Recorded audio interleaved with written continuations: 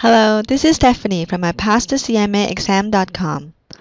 I'd like to go through the new CMA exam syllabus for Part 1, effective January 2015. If you have been studying for the exam before 2015 and would like to know what's been changed, please check out this video for more information. For the rest of you, let's move on to the 5 major topics in Part 1. Major topics in CMA exam Part 1. Part 1 is all about financial reporting, planning, performance, and internal control. If you have taken the CPA exam before, it feels like a small part of FAR, a little bit of audit in terms of the internal control, and a big and more in-depth version of BEC. There are 5 sections in Part 1. External financial reporting decisions representing 15%. Planning, budgeting, and forecasting at 30%. Performance management at 20%. Cost management at 20%. And internal control at 15%. External financial reporting decisions. This section is new to the CMA exam.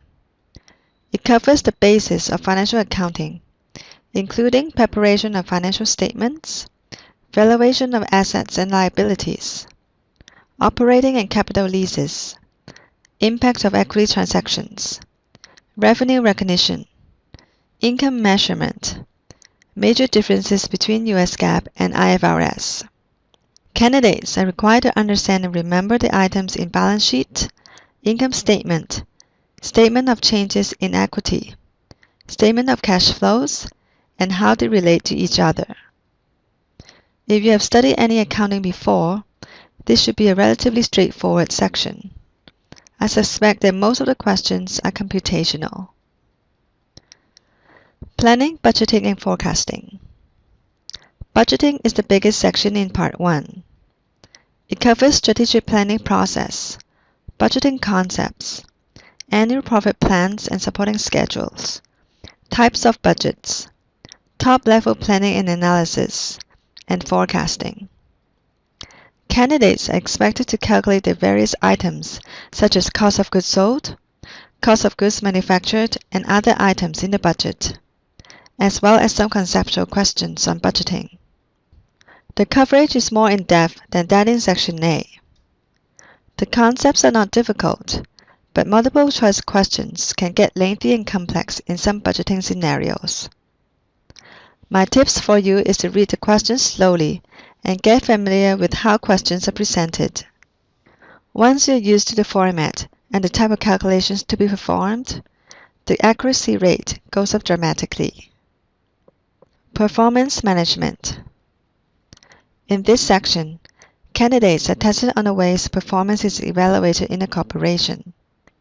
This includes factors for performance evaluation, variance analysis based on flexible budgets and standard cost, responsibility accounting, key performance indicators, and balanced scorecards.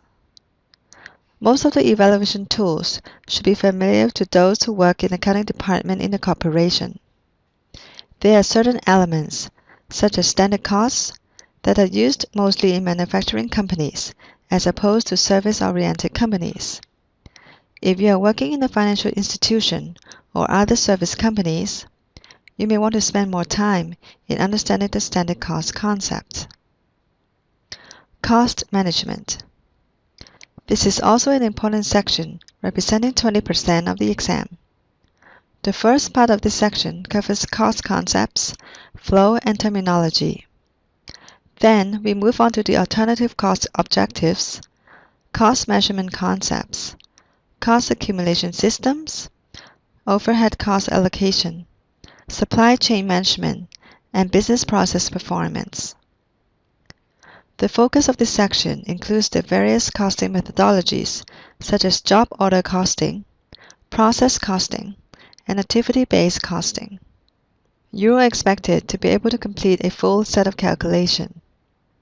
You should also be familiar with topics such as lean manufacturing, ERP, theory of constraints, value chain analysis, ABM, continuous improvement, and efficient accounting processes. Internal controls. Internal controls is the last section representing 15% of this part of the exam.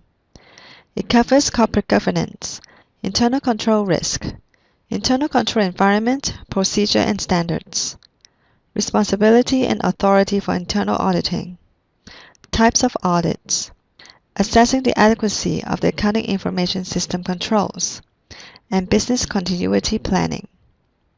Internal controls questions are almost all conceptual. They are not difficult to understand, but the questions could be ambiguous, and it's pretty hard if you have to pick the best answer when the field seems to be somewhat correct. Don't get frustrated if you think you breeze through the section, only to find that you do poorly in the practice questions. It happened to me back then, but things started to click once I stayed focused and reworked on the tough questions that I did wrong previously. There aren't many things that you need to memorize in Part 1, but you need to be clear in the concepts and be able to tell the subtle differences between them. Some of the questions are very lengthy. Don't get frustrated. Spend the time you need to complete the calculation. If you're running out of time, skip and mark the long questions and work on the short ones first. The historical pass rate of Part 1 is around 35%. The exam is not getting easier now that the syllabus is expanded to cover financial accounting.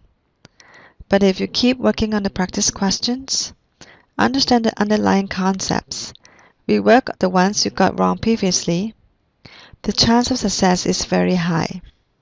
Best of luck to your exam.